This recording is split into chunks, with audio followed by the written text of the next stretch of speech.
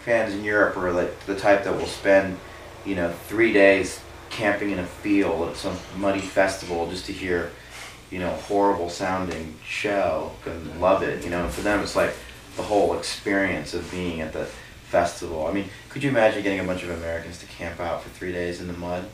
No way. Not unless it's a mega festival in Oklahoma. It's not for Americans. It's not really a lifestyle in the same way.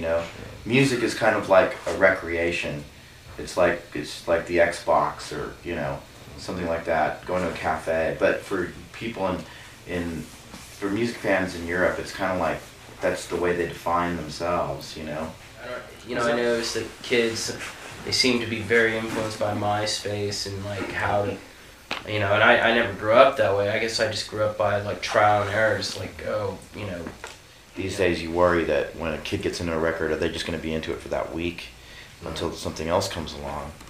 I mean, people still love live music. I think live music is where it's at. The computer hasn't reprogrammed our biology, and our bodies are tuned to react physically to sound. I mean, my little sister is coming to the show today. She's only 16, and I've seen her musical taste grow up, but she still loves to go see shows. I wanted to dedicate the show to my family who's here, my mom, my sister, my brother, Olympia in the house. Because there's even this new generation of closet bedroom virtuosos. There's this kid that we got in touch with in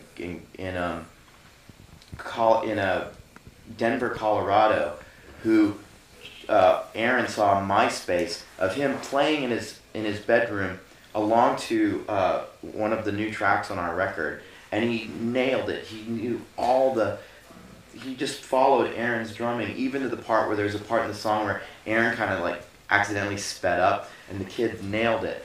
And so we met the kid. He came to our show, and I was like, "So what band do you play with?" And he was like, "Yeah, I don't really have any friends around here that play music, so I'm all alone. But I did do this collaborative project with someone in Sweden."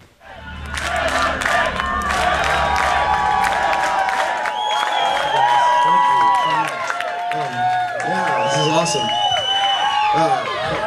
We started a new label, so we want to play the song that we named it after. Richter Scale Records this is the first song we ever wrote for this band, and we wrote it right after we moved away from Olympia. And it's about 1995.